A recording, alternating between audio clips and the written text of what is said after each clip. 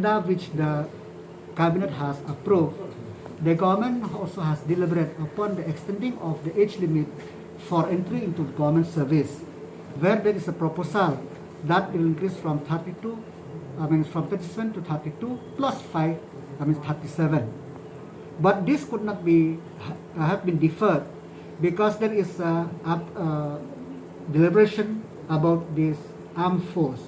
Because as we know, a uniformed personnel for police, for excise, and for civil defense and home guard, and also for the entry into the forest guard of the forest department.